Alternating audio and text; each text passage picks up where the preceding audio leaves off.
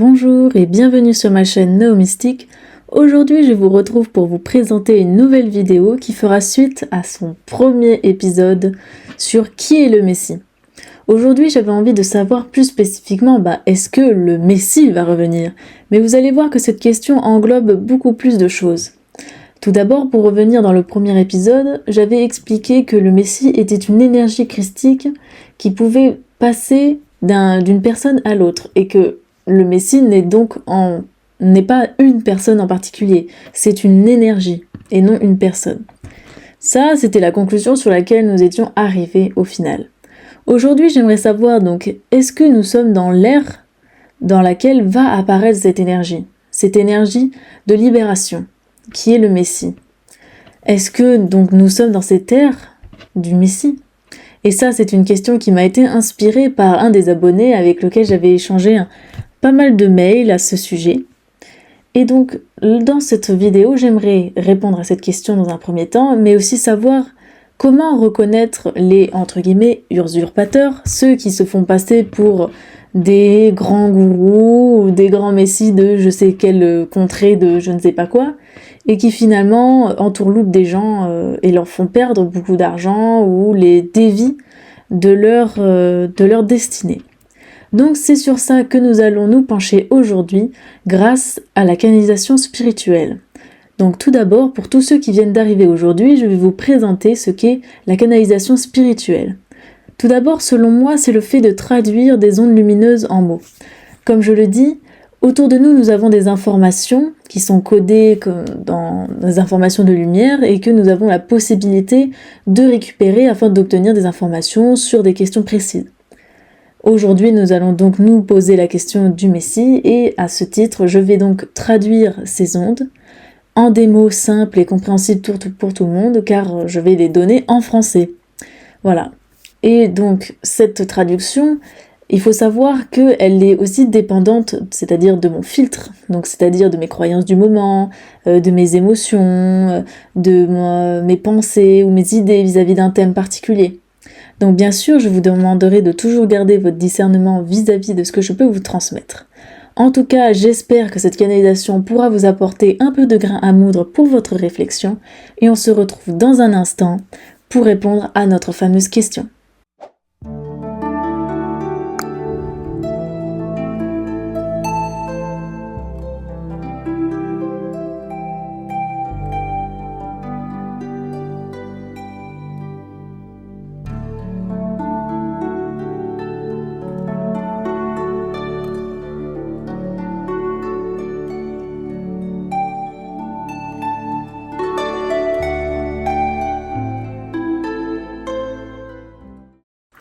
Salut à tous ceux qui sont restés, donc nous allons donc découvrir à présent le message canalisé. Mais afin de remettre un peu de contexte, je vais quand même vous lire la question que j'ai posée à ce sujet. Alors, j'ai écrit « Bonjour à tous. Aujourd'hui, j'aimerais vous poser une question concernant notre ère. Sommes-nous à l'ère du Messie, c'est-à-dire au moment où le Messie, qui est cette énergie christique, libératrice, se révèle dans ses hôtes. Certains parlent d'ailleurs de l'ère du Verseau. Est-ce que c'est la même chose? Beaucoup de personnes se proclament être le Messie, ou du moins être un être particulier. Comment faire la part des choses? Voilà donc la question que j'ai posée concernant le Messie et si nous sommes dans l'ère du Messie. Tout d'abord, dans mon esprit, je pense avoir fait l'association entre ère du Messie et ère du Verseau, c'est sûrement pour ça que ça ne ressort pas davantage dans le message, mais pour moi en tout cas c'est la même chose. À cela, il répond « Bonjour, c'est moi Satya Sai Baba. Je descends vers toi pour répondre à tes questions. Tout d'abord, votre civilisation n'est qu'à ses débuts sur Terre, et pour autant, elle est déjà en ébullition. Vos âmes ont appris énormément durant des cycles de réincarnation sur Terre. Et vous avez appris à reconnaître et ressentir la vérité, mais le doute et la peur obstruent votre jugement. L'ère du Verseau est effectivement une période bien attendue depuis des siècles et des civilisations auparavant. Alors, Tout d'abord, je vais revenir sur les quelques mots qui ont été écrits. Donc tout d'abord, il est expliqué que notre civilisation, donc nous humains que l'on connaît actuellement, est finalement assez récente et assez jeune sur l'histoire, on va dire, entière de notre planète. Et il explique que malgré tout ça, nous sommes déjà en ébullition, c'est-à-dire que nous sommes déjà à la recherche effrénée de vérité, et ça c'est dû au fait que nous avons, au travers de nombreuses incarnations sur Terre, expérimenté beaucoup de savoir et aussi appris déjà beaucoup de vérité, et notre âme ressent davantage insupportable qu'on lui cache la vérité. Donc c'est pour ça que malgré que l'on soit au début de notre civilisation, eh bien il y a déjà des conflits et que ça soit déjà assez compliqué à vivre, parce que justement l'âme veut la vérité, l'âme veut se réveiller. Ensuite, ils écrivent: le contrôle se resserre et le totalitarisme des États s'exacerbe. Aujourd'hui, tout ceci est réalisé pour vous empêcher de voir et de reconnaître la vérité pure et même instinctive, voire carrément enfantine. Nous sommes en effet à l'ère du Messie, c'est-à-dire l'ère du Verseau, qu'on peut associer. Enfin, ça c'est moi qui l'ai rajouté, mais vous avez compris. Rappelons que le Messie est une énergie christique qui se transmute d'un individu à l'autre. Elle est parfois contenue en un homme, mais cela est plutôt du fait de la descente de l'âme dans les corps, grâce à la remontée énergétique le long de la colonne vertébrale. Alors, là je vais revenir aussi sur les derniers passages qui ont été donnés.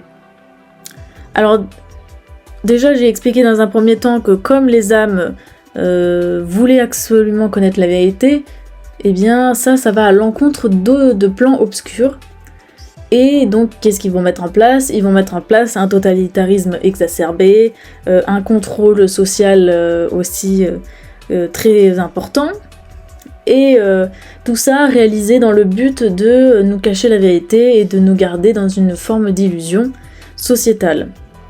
Et donc, il explique que la vérité, elle est instinctive, voire même enfantine, c'est-à-dire qu'en général, la vérité, on le sait déjà, et souvent on la reconnaît facilement dans l'enfance, et pour autant on l'oublie et on préfère adhérer à d'autres principes sociétaux qui nous rassurent davantage et qui nous permettent de nous insérer aussi socialement.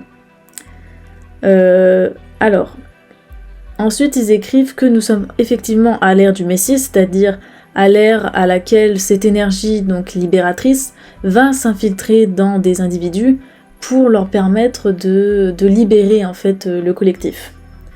Donc, comme je l'ai bien expliqué, le Messie, c'est une énergie christique qui se transmute d'un individu à un autre. C'est-à-dire que quand elle intègre son hôte, elle effectue aussi des libérations et des transmutations. Et là, il explique que parfois, cette énergie peut être contenue dans un seul homme, mais ça, c'est dans le cas où la personne a fait un travail sur elle.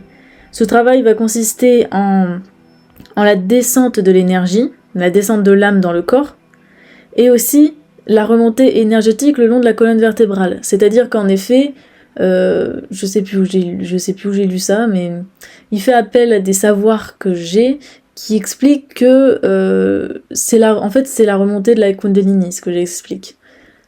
C'est-à-dire que cette énergie qui monte le long de la colonne vertébrale va en fait réveiller des parts de notre cerveau qui sont endormis et donc augmenter notre champ de conscience et nos capacités extrasensorielles.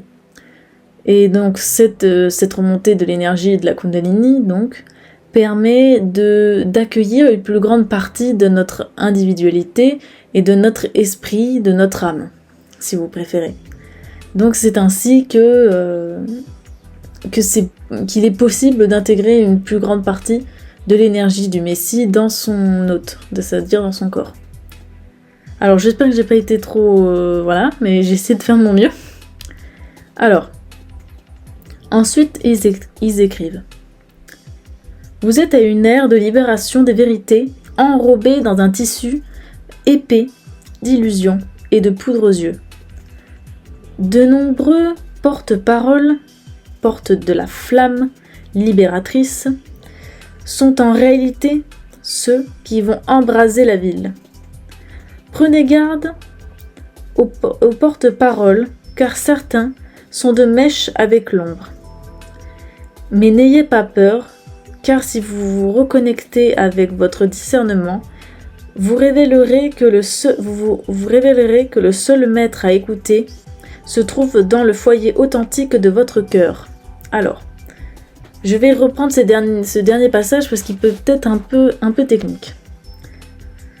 Alors, en fait, il explique que nous sommes à une ère où les vérités vont être données, mais enrobées dans un tissu épais d'illusions et de poudre aux yeux. C'est-à-dire qu'en effet, il nous donne de la vérité, mais celle-ci, en fait, elle est tellement enrobée de mensonges, de demi-vérités, de « oui, mais... » vous voyez, que finalement, en fait, on ne sait pas discerner le vrai du faux.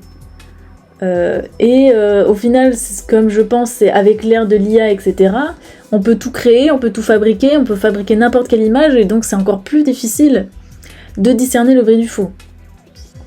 Il explique que de nombreux porteurs de la flamme, donc c'est-à-dire de nombreuses personnes qui vont dire « moi j'apporte la flamme libératrice ». La flamme libératrice dans cette image, c'est le feu qui fait table rase de tout et qui montre la vérité et qui permet par ce principe aussi de transmuter l'énergie, de faire disparaître le mal pour faire revivre de ses cendres le meilleur. Et il explique que ces nombreuses personnes qui vont transporter ces idées avec elles, donc sont parfois malveillantes, parce que en fait elles sont de mèche avec les plans de l'ombre. Donc c'est-à-dire que même si vous regardez des gens sur YouTube ou sur TikTok, qui ont l'air très sympas et tout, qui transmettent des vérités, mais parfois eux-mêmes sont en fait en cheville avec des personnes qui sont dans l'ombre. Voilà. Pour vous dire qu'il va falloir que vous preniez attention à ce que vous consommez, on va dire, en niveau média, car en effet, il va falloir, pour pouvoir garder retrouver sa boussole, vous voyez ce que je veux dire, il va falloir que vous vous reconnectiez avec votre être intérieur afin de garder votre discernement.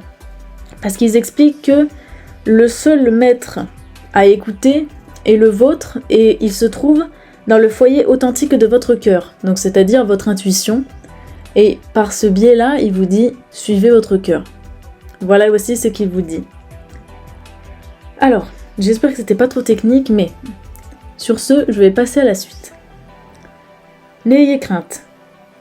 Le plus gros du travail de l'apprentissage en vous, le plus gros de l'apprentissage est en vous, pardon.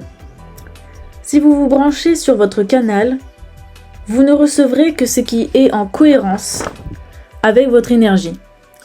Vous n'avez pas à craindre l'arrivée d'un antéchrist, car vous faites déjà face à lui dans votre mental agité, et c'est là sa plus grande force.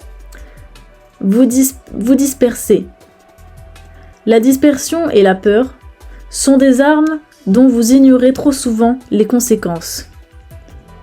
Vous devez vous recentrer et appeler les énergies d'amour à vous accueillir en leur sein. Alors, là je reviens rapidement.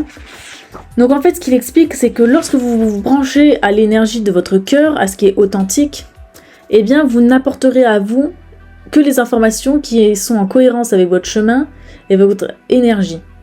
C'est-à-dire que si vous devez faire un chemin où je donne un exemple, où vous devez démontrer les mensonges sur le point de vue juridique, eh bien vous serez amené à recevoir ces informations-là, d'un point de vue juridique, parce que c'est votre langage et c'est aussi votre manière de lutter, finalement. Et ils expliquent que vous ne devez pas avoir peur qu'il y ait un antéchrist qui apparaît, comme un démon qui apparaîtrait, parce qu'en fait, il est déjà en train de se manifester dans votre esprit en l'agitant et en créant de la dispersion en vous. Et il explique qu'en fait, vous faites déjà face à lui. Et vous n'avez pas en fait à avoir peur qu'il y ait une menace imaginaire qui va arriver. Non. Déjà, la menace, elle est réelle et vous faites déjà face à celle-là. Et il explique que ces armes à cet antéchrist, c'est l'agitation, enfin la dispersion, pardon, et la peur. Et grâce à ça, déjà grâce à la peur, il vous agite et en plus il vous disperse. Parce que si vous avez peur, vous allez trouver un moyen de vous rassurer. Et donc du coup, qu'est-ce que vous allez faire? Vous allez acheter un gâteau. Voilà. Bon bref, vous avez compris. Mais donc, pour vous dire, il va falloir apprendre à vous recentrer. Voilà, c'est ce qu'il dit. Et appeler les énergies d'amour et à vous accueillir en son sein. Voilà. Ensuite, il écrit: le Messie est une énergie humble et généreuse, que chacun d'entre vous peut être amené à endosser afin d'aider cette humanité à reconnecter avec le divin et l'infini en elle. Ah oui, là il y a un moment, mon stylo m'a lâché, voilà. Du coup j'ai continué avec l'autre. Mais, et donc, pardon. Je me suis perdue, oui. Il explique que donc le Messie, c'est une énergie qui est humble, généreuse, et que nous pouvons être amenés à l'endosser, c'est-à-dire à l'intégrer dans notre énergie, afin d'aider l'humanité. Et ça, c'est ce que font toutes les personnes qu'on peut croiser sur YouTube, TikTok et autres, qui dénoncent avec leurs moyens, qui font leur effort pour cette humanité. Et elles sont, on va dire, plus ou moins intégrées avec l'énergie du Messie. Il faut imaginer que l'énergie du Messie, c'est comme une grande vague, que chacun peut être amené à suivre le courant à un moment donné.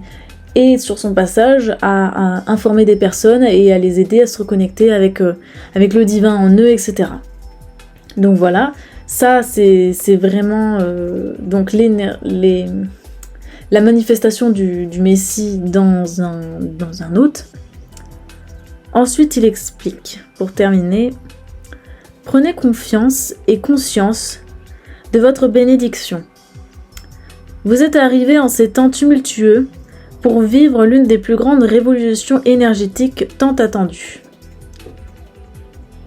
Votre véritable affrontement est individuel et dans votre esprit. Le Messie est un cadeau qui est donné aux personnes ayant vaincu ce duel et pouvant proposer un esprit clair et sans cassure. Satya Sai Baba. Alors pour finir, en fait, il explique que déjà, nous devons remercier d'exister en ces temps, car ces temps nous permettent d'effectuer des transmutations énergétiques plus rapidement. Car en effet, nous sommes dans des temps tumultueux, nous sommes dans ce qu'il appelle une révolution énergétique, tant attendue, c'est-à-dire qui était déjà attendue des civilisations encore avant nous. Et en fait, vivre en ces temps-là, en ce moment-là, nous permet de nous transformer très rapidement. Et de vivre un moment historique, si on peut dire ça comme ça. Et donc, il nous rappelle que le véritable affrontement se trouve dans notre esprit, que bien sûr, il y aura des affrontements réels, etc. Mais le plus important, c'est dans notre esprit, et c'est sur celui-là sur lequel nous devons nous concentrer pour pouvoir réussir à se recentrer et à obtenir un esprit clair et sans cassure, permettant alors l'accueil du Messie dans notre corps. Voilà. J'espère que ce message vous plaira et que j'ai pas été trop technique. En tout cas, sachez que le Messie est une énergie qui transporte de nombreuses personnes vers plus de vérité et de transmutation. Et c'est pour ça que nous sommes arrivés dans cette ère, qui est cette bénédiction. Donc oui, nous sommes bien dans l'ère du Messie. Oui, le Messie se révèle de plus en plus à nous et nous aide à faire cette transmutation. Mais pour cela, nous devons vaincre le duel qui est dans notre esprit en retrouvant donc notre authenticité et notre discernement afin de participer donc à l'évolution de cette humanité et à notre propre développement également. Je vous dis à très bientôt et prenez soin de vous.